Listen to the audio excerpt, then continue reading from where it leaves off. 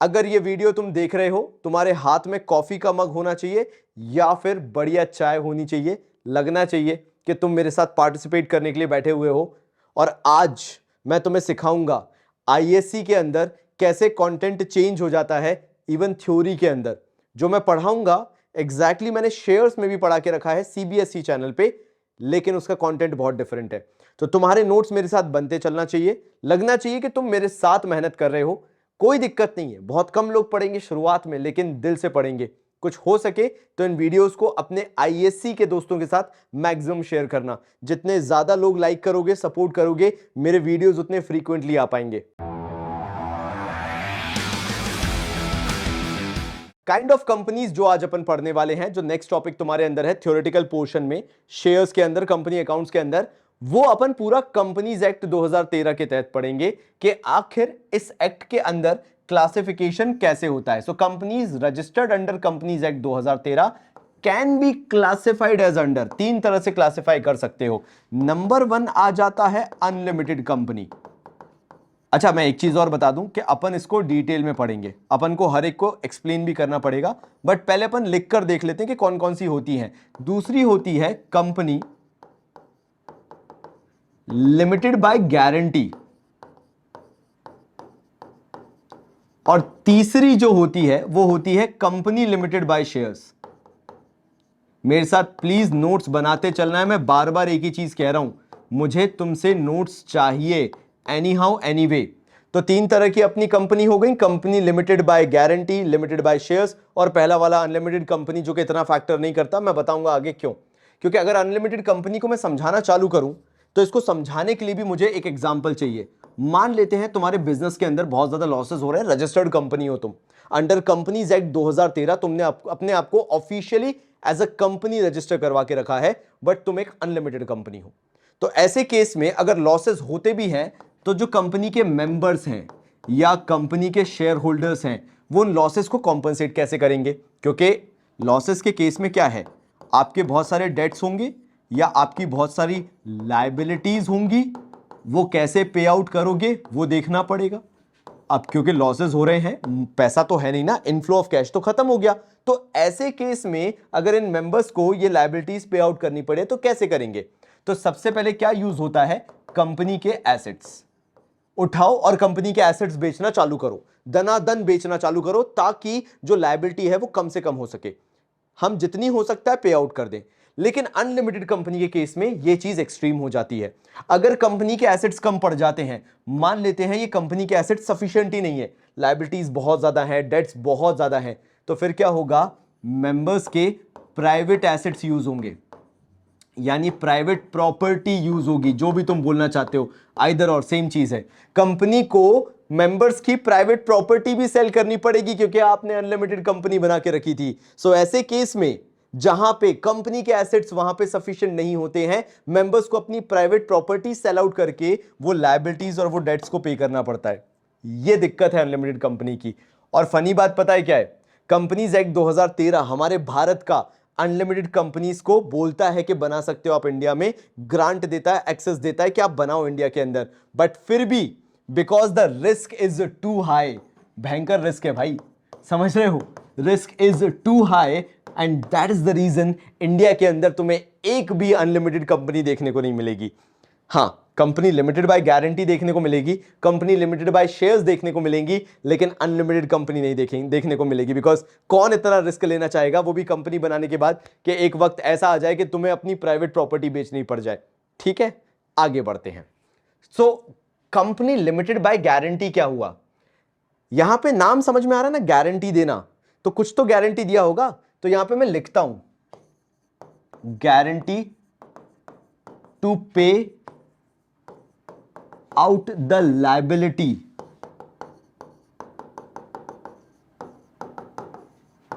at the time of winding up of business। पता है, बहुत सिंपल सी बात बोली।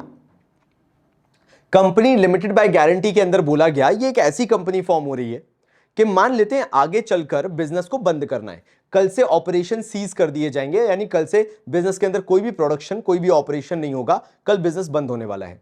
तो ऐसे टाइम पर ऐसी कंपनियों के अंदर जो भी मेंबर्स होते हैं वो ऑलरेडी पहले से गारंटी दिए हुए होते हैं कि अगर हम बिजनेस वाइंड अप करेंगे तो एक सर्टेन पोर्शन ऑफ लायबिलिटी मैं पे आउट करूंगा। अब वो कुछ भी हो सकता है, परसेंटेज के फॉर्म में हो सकता है कि 20% liability I will pay out, या फिर यूजुअली देखा जाता है कि अमाउंट के फॉर्म में होता है कि यार 15-20 लाख 25 लाख जो भी फिक्स्ड आपने गारंटी दे रखा है वो लायबिलिटी तो मैं पे आउट करूंगा। नाउ भले ही उसके बाद लायबिलिटी कंपनी की 50 60 70 लाख ही क्यों ना हो, आपने अगर बोल के रखा है कि you will pay out 15-20 lakh rupees और मे बी 25 लाख रुपीस, अब वो लायबिलिटी पे आउट करोगे, that is company limited by guarantee.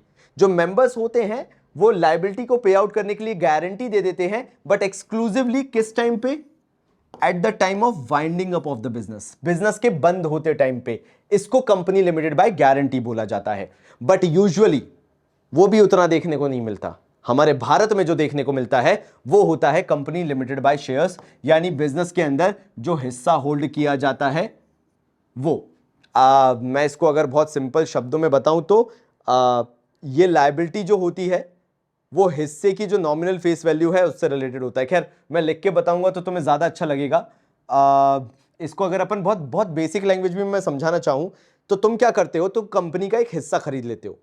अब उस हिस्से को खरीदने के लिए तुम्हें पे आउट करना पड़ता है, तो मैं वो लिख के ही बताता हूं। लायबिलिटी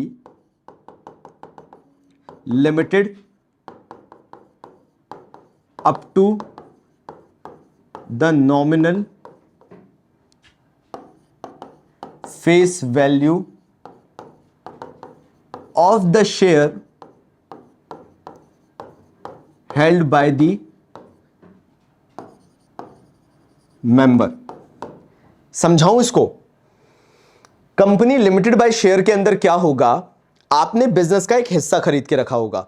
मान लेते हैं कि कंपनी तो बहुत बड़ी है, करोड़ों अरबों रुपए की है। मैं नेक्स्ट पेज में आपको समझाता हूं। मान लेते हैं कंपनी तो 100 CR की है, 100 करोड़ की है, लेकिन आपने क्या करके रखा है, कंपनी ने उस 100 करोड़ को बहुत छोटे छोटे छोटे छोटे हिस्से में बांट के रखा था, बहुत ही छोटे छोटे। आप चाहते तो एक हिस्सा भी खरीद सकते थे और हर हिस्से की वैल्यू थी 10 रुपए पर शेयर। शेयर मतलब क्या हो जाता है? Part of business. यहां पे जो करोड़ों की कंपनियां हैं, अरबों की कंपनियां हैं, ये बनी कैसे? क्योंकि इसमें n number of people invest कर सकते हैं। आपके जैसे मेरे जैसे लोग भी जाके मार्केट में शेयर मार्केट के थ्रू ऐसी कंपनी में इन्वेस्टमेंट कर सकते हैं। ऐसे बिजनेसेस के जो ओनर होते हैं वो लाखों में होते हैं, इसीलिए इनको बोला जाता है पब्लिक लिमिटेड कंपनी। बहुत क्लियरली बोल रहा हूं मैं, public limited company. Public sector अलग होता है, वो जो सरकार चलाती है सामाजिक भलाई के लिए, पब्लिक वेलफेयर के लिए, वो पब्लिक सेक्टर होता है। यहां जहां लिमिटेड कंपनी जुड़ गया, COMPANY कंपनी, तो मतलब आप कंपनीज एक्ट 2013 के तहत रजिस्टर्ड हो and you are a profit making firm, आप प्रॉफिट कमाने वाली कंपनी हो। तो उस केस में ऐसी कंपनीज जो होती हैं वो ऐसे करोड़ों का कारोबार कैसे कर लेती है, बिजनेस कैसे कर लेती है? सिंपल सा फैक्टर है, इनके जब ओनर एन नंबर हो सकते हैं, लाखों हो सकते हैं, इवन करोड़ों तक जा सकते हैं, कोई दिक्कत नहीं है।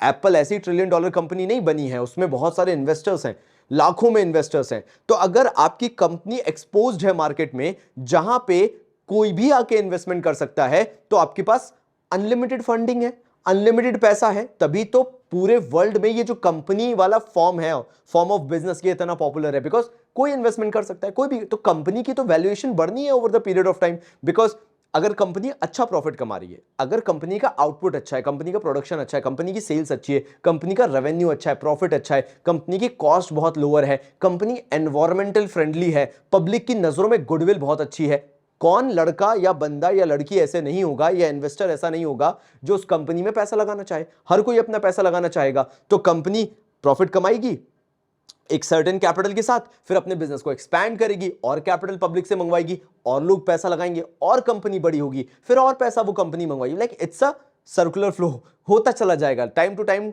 ये चलता चला जाएगा और वो कंपनी बढ़ती चली जाएगी। तो ऐसे में वो कंपनी पब्लिक लिमिटेड कंपनी कहलाती है। अब मान लेते हैं तुम वो इंसान हो जो 10 रुपए का एक हिस्सा खरीद सकता है और तुमने सोचा कि मैं 1000 शेयर्स खरीदूंगा। तो तुमने 1000 शेयर्स अगर 10 रुपए में खरीदे हैं तो तुमने टोटल कितना पैसा लगाया है? 10,000 रुपए इस कंपनी में लगाए, भले 100 करोड़ की कंपनी, लेकिन हाँ ये याद रखना 1000 शेयर खरीदने के बाद you will be considered as owner of the business. मतलब अगर आज तुम अदानी में उठा के, रिलायंस में उठा के, टाटा में उठा के उस कंपनी के 1000 शेयर खरीद लो जो भी वैल्यू पे चल रहे हो, 1,000-2,000 रुपए का शेयर चल रहा हो, 4,000 रुपए का शेयर चल रहा हो, फर्क नहीं पड़ता, तुमने खरीद लिए शेयर्स उसके, हाँ तो तुम आज से उस बिजनेस के ओनर कहलाओगे, मेंबर कहलाओगे, शेयर होल्डर कहलाओगे। ये नाम हो सकते हैं तुम्हारे, 3 तरह से नाम पड़ जाते हैं अगर तुम किसी भी कंपनी के शेयर खरीद लो तो। Either you will be considered as member, you will be considered as owner, ये सब और में चलता है, ठीक है, और you will be considered as shareholder, हिस्सा होल्ड करने वाले इंसान हो तुम, या ओनर हो या मेंबर हो। ये तीनों ही वर्ड बताते हैं कि you become the owner of the business because you have invested money into the business. तो ऐसे केस में मान लेते हैं वो कंपनी जिसमें तुमने पैसा लगाया है डूब गई, तो तुम्हारी लायबिलिटी कितनी बनती है? ये जो 10,000 रुपए तुमने कमिट किए थे, जो तुमने कंपनी को दिए थे, तो अगर मान लेते हैं वो कंपनी डूबती है तो तुम्हारा 10,000 रुपए लेके डूबेगी, उससे ज्यादा नहीं डूबेगी। ये होता है कंपनी लिमिटेड बाय शेयर्स। तुमने अपना हिस्सा खरीदा, उसके लिए कंपनी को पैसा दिया, अगर वो कंपनी डूब भी जाती है तो तुम्हारा ये पैसा डूबेगा। अब मान लेते तुम बोलो यार भैया हुआ क्या था कि 10,000 रुपए तो थे, हमने 10,000 रुपए के शेयर्स तो खरीदे थे, बट कंपनी ने इकट्ठा पैसा नहीं मंगवाया था, कंपनी ने तो मंगवा के रखा था अभी मात्र 2,000, और मुझे कंपनी को 10,000 में से अभी 8,000 रुपए देना बाकी थे। भैया इस केस में क्या होगा? कंपनी अगर उस टाइम पे डूबती है जब मैंने सिर्फ 2,000 रुपए पे किया था, हाँ मैंने खरीदे 1,000 शेयर थे, 10 रुपए के हिसाब से खरीदे थे, लेकिन कंपनी ने अभी मुझसे बोला था सिर्फ 2,000 रुपए दो, तो बाकी 8,000 रुपए मेरे पास रखा हुआ था और कंपनी डूब गई। तो ऐसे केस में कंपनी का पूरा अधिकार है कि वो तुमसे बाकी का 8,000 रुपए भी मंगवाए, क्योंकि तुम्हारी लायबिलिटी है, वहां पे लिखा हुआ है, जरा चेक करो, liability limited up to the nominal face value of the shares. Nominal face value क्या है? 10 रुपए है। कितने शेयर लिए? 1,000, मतलब 10,000। भले तुमने 2,000 जमा कराए अभी, तुम्हारा डूबेगा तो बेटा पूरा 10,000 ही रुपए, क्योंकि 8,000 कंपनी बाद में मंगवाएगी, तुम नहीं दोगे तो लीगल केस हो जाएगा और उसमें तुम हारोगे ही हारोगे। तो ये होता है कंपनी लिमिटेड बाय शेयर्स। अब मैंने यहां पे 3 लाइन क्यों ड्रॉ की मैं बता देता हूं, मतलब 3 पॉइंटर्स क्यों निकाले। एक होता है प्राइवेट लिमिटेड कंपनी, जो कि तुम्हारे सिलेबस में इस चैप्टर में नहीं है। एक होता है पब्लिक लिमिटेड कंपनी, जो कि मैंने जस्ट अभी तुम्हें ये पूरा एग्जांपल जो दिया मैंने अभी बताया, ये होती है पब्लिक लिमिटेड कंपनी।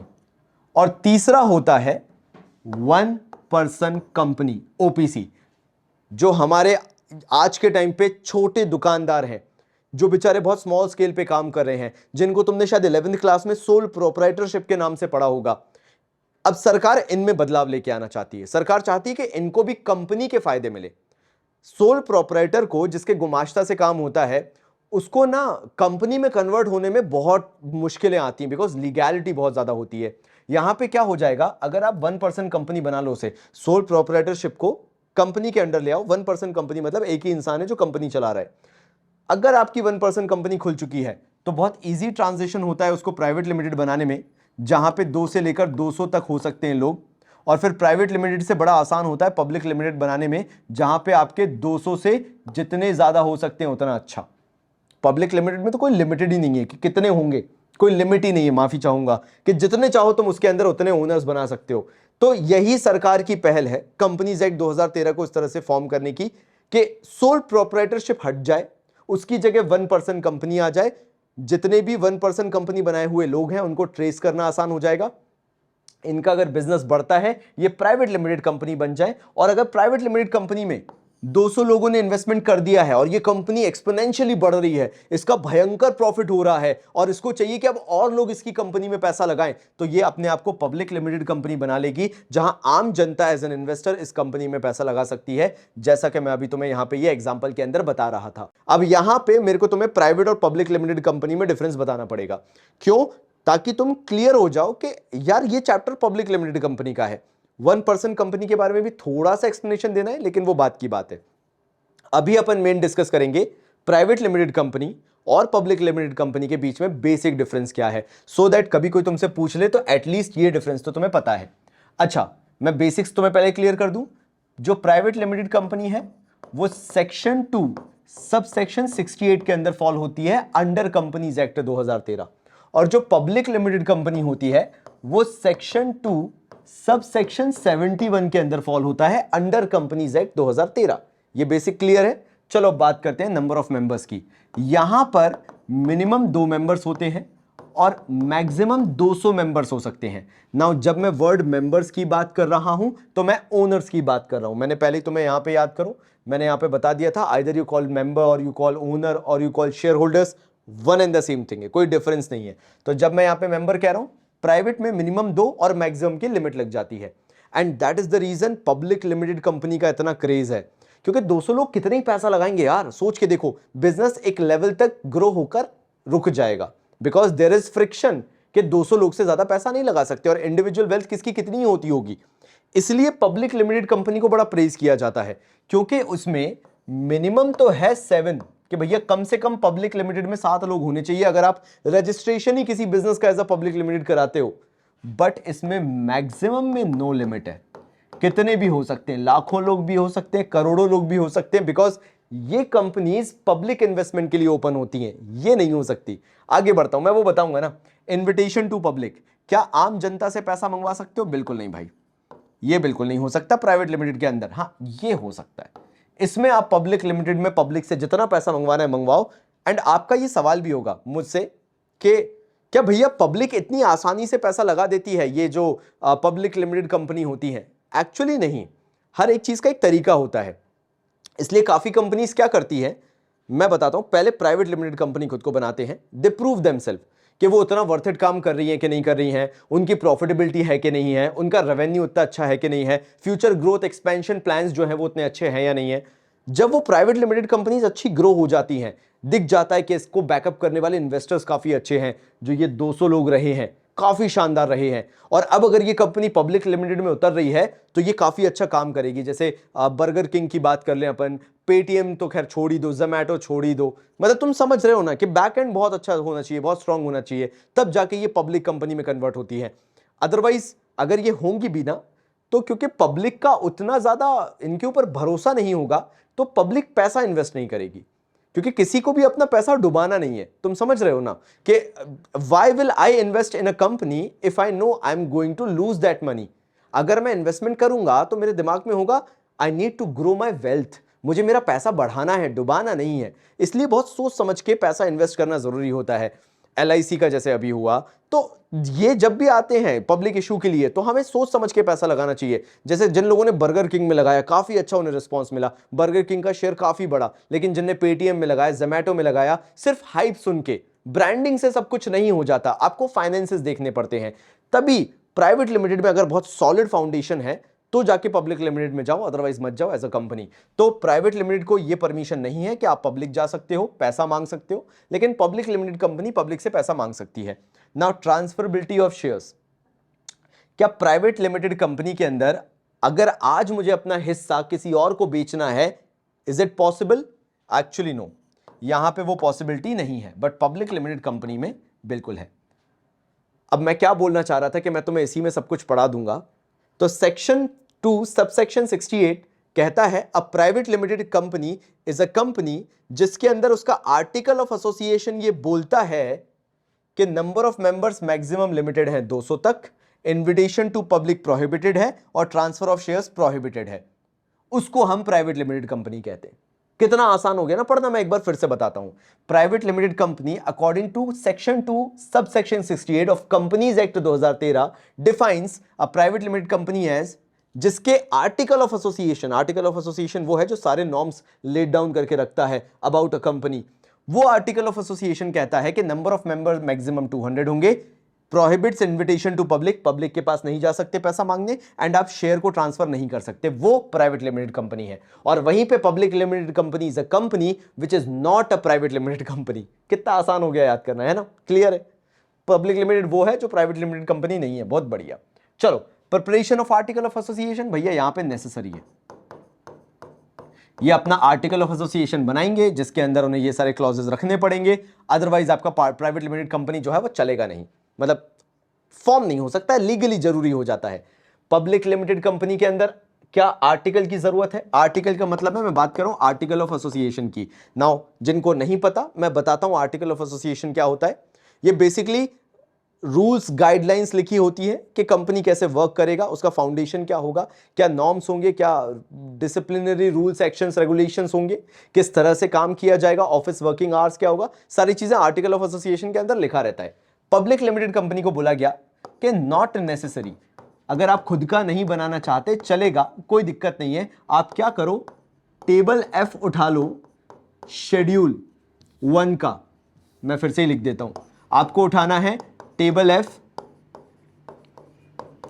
शेड्यूल 1 का अंडर कंपनीज एक्ट 2013, उसको उठा के छाप दो, आपका वो आर्टिकल ऑफ एसोसिएशन मान लिया जाएगा, कोई दिक्कत नहीं है। प्राइवेट लिमिटेड कंपनी खुद का बनाएगी AOA article of association, public limited company को उसकी जरूरत नहीं है। And finally number of directors की बात कर ले, प्राइवेट लिमिटेड में 2 होने चाहिए मिनिमम, पब्लिक में मिनिमम 3 होने चाहिए। और क्या है, यूज ऑफ वर्ड लिमिटेड, हां ये तुम्हें सीबीएसई बुक में नहीं मिलेगा। यहां पे आपको प्राइवेट लिमिटेड पूरा लगाना जरूरी है, और पब्लिक लिमिटेड कंपनी में अगर आप सिर्फ लिमिटेड भी लगाते हो, मतलब यू आर नॉट राइटिंग, मैं कितना गंदा लिमिटेड लिखा है, रुको, अगर आप सिर्फ वर्ड लिमिटेड भी लगाते हो तो भी चल जाएगा। मतलब मान लेते हैं एक मैंने एग्जांपल लिया मून का, चलो ठीक है, मैं कैसे पहचानूंगा कि ये मून लिमिटेड अगर मैंने लिखा है तो ये पब्लिक है या प्राइवेट है? अगर सिर्फ मून लिमिटेड लिखा है तो ये पब्लिक है, क्योंकि अगर प्राइवेट होती तो मून प्राइवेट लिमिटेड लिखना पूरा जरूरी होता, ये डिफरेंस हो जाता है। तो मेरे भाइयों, आज यहां तक अपन ने पूरी थ्योरी खत्म कर ली है। आई होप तुम्हारे पास ये सारे नोट्स होंगे। मैं थोड़ा सा साइड हो जाता हूं सो दैट तुम एटलीस्ट एंड में एक एक स्क्रीनशॉट तो ले लो। तुम्हारे पास ये पूरे स्क्रीनशॉट्स होने चाहिए, लेते चलो पॉज कर करके। यहां तक अपना हो गया, ये अपन ने 2 कर लिया गारंटी वाला, ये अपना हो गया कंपनी लिमिटेड कंपनी हो गया, अनलिमिटेड कंपनी हो गया, और यहां से अपन ने चालू किया था। ये अपने बेसिक नोट्स बन गए हैं। यानी मान लेते हैं कि अगर तुमसे कोई थ्योरी पूछ भी लेता है, इन केस अगर थ्योरी आ जाती है कि थ्योरी में ये बेसिक चीजें तुम्हें पता है या नहीं, तो तुम्हें ये आइडिया है। एंड लास्टली अगर तुम मुझसे पूछना चाहो 1 पर्सन कंपनी क्या है, पहली चीज तो ये सेक्शन 2 सब सेक्शन 62 के तहत आता है 1 पर्सन कंपनी। और ये 1 पर्सन कंपनी जो है ये होता form of private limited company है। मैं बोल देता हूं, this is private limited company which has only 1 person as its member. सिर्फ एक इंसान उसके मेंबर जैसा है, बस एक ही है, ओनर सिर्फ एक ही है, एक से ज्यादा नहीं हो सकता है, वो 1 पर्सन कंपनी होता है। तो कल से जब अपन करना चालू करेंगे, अपना पूरा फोकस रहेगा कि अपन शेयर्स के बारे में पढ़ना चालू करें, बिकॉज यहां पे मैंने बहुत क्लियर कर दिया है, we will be doing everything about public limited company. हाँ, अपन ने 1 पर्सन कंपनी पढ़ा, अपन ने प्राइवेट लिमिटेड पढ़ा, अपन ने अनलिमिटेड पढ़ा, अपन ने लिमिटेड बाय गारंटी पढ़ा, लेकिन अल्टीमेटली अपन को पढ़ना सिर्फ पब्लिक लिमिटेड कंपनी के बारे में है। डिटेलिंग जानकारी पूरी हो गई। अब अपन कल से जो एक्चुअल कंटेंट है वो पढ़ना चालू करेंगे। ये सिर्फ इसलिए था सो दैट आगे चल के तुम्हें सीयूईटी भी देना है, और तुम्हारे बोर्ड एग्जाम्स में वो क्रूशियल 2-2 मार्क के जो क्वेश्चंस आते हैं उनके भी आंसर करना है। तो कहीं पे कोई कमी नहीं छूटना चाहिए, कोई शॉर्टकट नहीं होना चाहिए कि भैया ये भी करवा देते ना तो बहुत मजा आ जाता। क्योंकि इनिशियल ये 5 वीडियो जो तुम्हारे शेयर्स के होने वाले हैं, ये फाउंडेशन की तरह काम करेंगे तुम्हारे कोर प्रैक्टिकल्स के। एंड अपन इलस्ट्रेशंस नहीं करेंगे, अपन टिपिकली जो प्रैक्टिकल्स होते हैं बस वही करेंगे। तो तब तक के लिए बहुत सारा प्यार, और हाँ कुछ लगे तो कॉमेंट जरूर करके बताना। धन्यवाद।